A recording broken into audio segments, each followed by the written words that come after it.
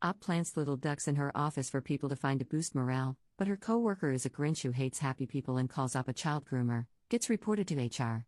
Posted by u/special_touch_9090. Boy, do I have a doozy. Last week, I had a delivery of 100 little ducks, the kind people leave around their friends' houses when they're on holiday. My work is going through a tumultuous time, and I thought it might boost morale or at least provide a reprieve from the negativity for 5 minutes. So I dotted these ducks around for people to find, and it went down a treat.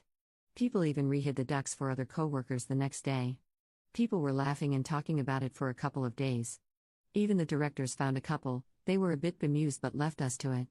One of the directors made a comment that, without his glasses, he assumed they were sweets that had been left out. He was glad he took a closer look before trying some. My problem colleague overheard this and then made the comment that I was grooming both children and men with the ducks. Office fun equals me being a child groomer. Reported to HR, but I think I'm ready to move on to a different company now. Top/relevant comments. Commenter. I'm desperately trying to figure out what dots they thought they were connecting to make that conclusion. There's gotta be more that they're convinced is related to this. Ducks equal grooming? The confusion is strong. Op's response. After everyone went silent following her comment, she tried to explain that it was like I was luring children with sweets, but with ducks, even though our office is 18+. Not entirely sure how she jumped to that, but as I said, she's the problem colleague. She's not happy unless she's insulted someone. Later that afternoon, after I had brought it up to my manager, she tried saying it was the kind of joke she would make with her husband on the sofa. I had to say that I'm not her husband, I'm not even her friend, I am her work colleague in a professional setting. How often do they joke about that sort of stuff for it to feel so normal to her? Commenter 2. Sounds like the problem coworker is trying to start a situation to get rid of you. Be careful. Op's response. Thanks, I've reported her for other things in the past, for comments like you're so fat you should be dead, etc., so I have a trail with HR already. Commenter 2. That beach, oh my god. You're calmer than I am. I'm pretty sure I would say something awful as a knee-jerk response before I could remind myself that I'm at work. Op's response. They're usually in the middle of other conversations, so I'm usually left reeling a bit, and then she gets up and flounces away 9 out of 10 times straight after. Commenter 3. How has she not been fired already?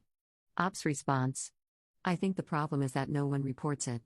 She makes nasty comments to everyone, but I think everyone feels the same, that it's just one comment, so what will reporting it even do? She's also not silly. She has only slipped up and insulted me in front of others a handful of times. 2 years' worth of insults, mostly when we were alone together. Our reception team pulled me aside to ask some questions a few weeks ago.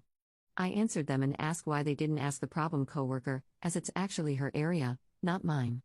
They felt she would give them grief for not knowing.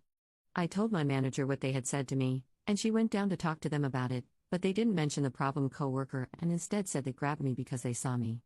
Amazing that one person can create such a fear culture around themselves. Commenter 4. You know what they say, every accusation is a confession. Op's response. Yes, it does feel that way. Most times she's insulted me, it's because she's insecure about something and takes it out on me. For example, her doctor told her to lose weight, that was the day she told me I was so fat I should be dead. She was told she has high cholesterol, so she took my tea out of my hands and wouldn't allow me to put sugar in because I was killing myself. She was reprimanded at work for wearing flip-flops and vest tops to the office, so she insulted my clothes. The list goes on and on. Not sure how child grooming fits into it, though. Commenter 5. Do not leave over this idiot. Your workplace needs you and your ducky joy. I think you should pursue some sort of defamation case against them. They have no right to put this on your name with no proof. Op's response. Thanks, I appreciate that. I try to make work a bit more fun. If I've got to spend 8 hours with these people, I'm going to want them to be happy, haha. I have a meeting with HR tomorrow, so we'll see where they're willing to go with this first. Update 3 weeks later. So, it has been 3 weeks since my coworker called me a child groomer, and my manager called us into a meeting where I called out her poor behavior over the past 2 years. Since then, I have not heard from or spoken to my coworker. She ignores any work-related messages and is refusing to come into the office. She is working from home, although I can't see that much work is being done. She has recently asked the department that I've been working closely with if she can join them in their office if she has to come into work. HR has asked us if we would both be willing to attend mediation. I said yes.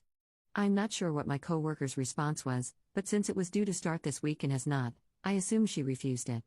I was going to raise a grievance over this, but I was invited to a job interview at a company I had previously applied to and was offered the job. Contract signed and notice handed in. Top/relevant comments. Commenter. Congratulations. If they ask, are you going to mention how the way they botched this incident inspired you to see what else was available? Ops response. Oh, of course. My work does exit interviews, so it will all be brought up. Op adds a bit more context to the story. I hid little ducks around the office. She joined in. We had a great time.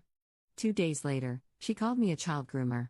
I got upset, as I was groomed as a child, which anyone could work out, considering how old I was when I had my first child. She has my date of birth on our central system, and our children are the same age. I went to my manager, upset. She called us into a meeting together. The coworker walked in and immediately mocked me for being upset, saying she was only joking. I got even more upset and called her out on her behavior. There isn't a week that goes by without this woman insulting or belittling me in some way. When asked what the hell she thought was similar to child grooming, she said it was like I was luring children with sweets, only with ducks in an 18-plus office. Op follows up with another comment. Just to add, while I am the most frequently insulted and belittled by her, she does it to other staff too.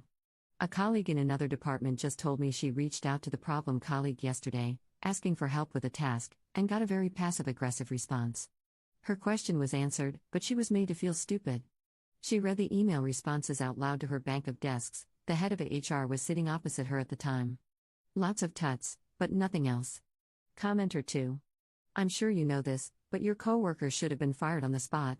You can let them know in your exit interview that if this same coworker continues to spread accusations about you in the workplace, they'll be liable for allowing it to continue. Ops response. She should have been. The fact that she wasn't, and multiple people also heard and reported it, and still she didn't and still hasn't faced any repercussions, and is instead breaking our hybrid working agreement, etc., made it time to leave.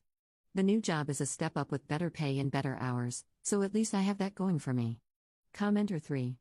I'm constantly amazed at companies like this.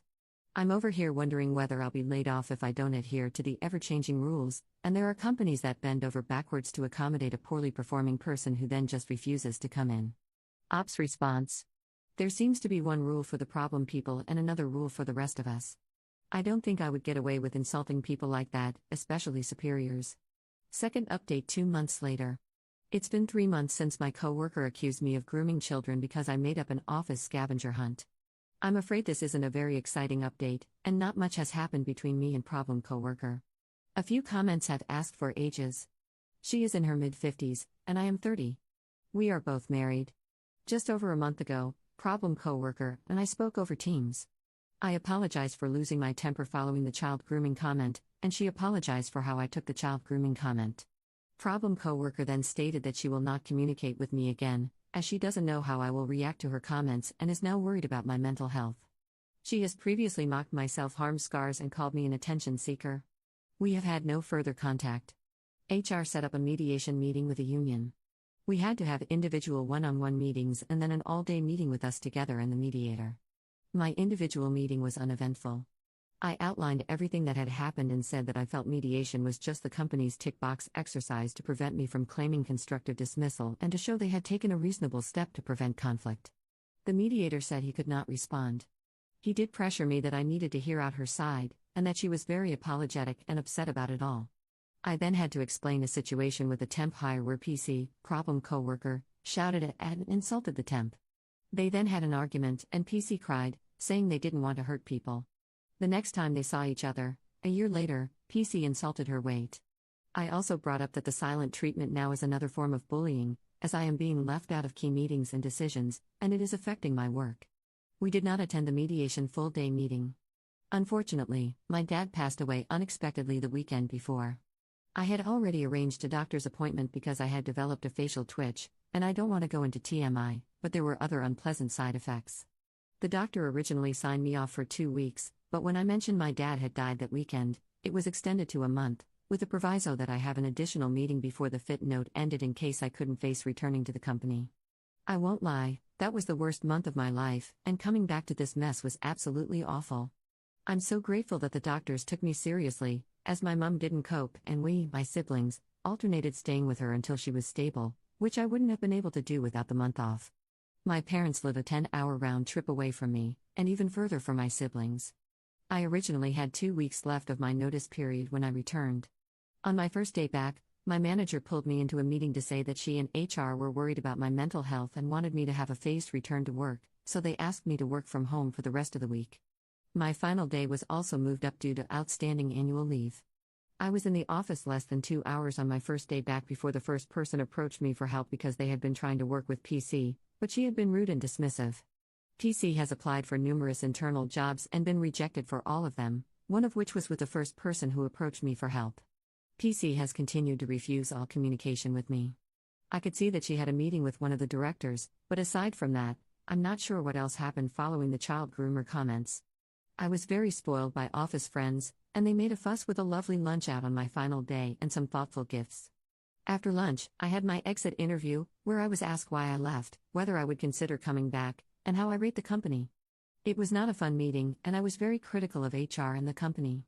I did state that had PC been handled properly from the start, I wouldn't have considered leaving the company. I'm a week free of that company, and my facial twitch has already stopped. There might be further sightings of PC, as I work part-time for a sister company. They have not managed to find a replacement for me, so I will continue in the role until a replacement is found, but there will not be a need for us to communicate. Top/relevant comments. Commenter. I'm so sorry for your loss of your father. PC also seems to have mental health issues. I'm not excusing their behavior, there is no excuse for bullying. Up, I know you've gone over this a million times in your head and with others. Do you see how she dropped a bomb, in front of others, was it, then pitifully offers, I'm sorry you took that for a bomb?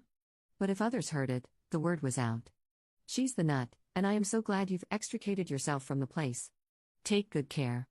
Ops response. Yes, I do think she has some mental health issues. She is, at the very least, bitterly unhappy with how her life has turned out. Yes, that is what happened. A lot of the incidents I've mentioned in previous posts happened one-on-one, but the later ones were said and done in front of colleagues. I had 2 colleagues reach out and also provide a statement to HR following the grooming comments. Commenter 2. May PC step on all the Legos. And hopefully you'll never have to see her again. I hope the new job is excellent, too. Ops response. Bless you, thank you. I'm really excited to have this chapter of my life behind me.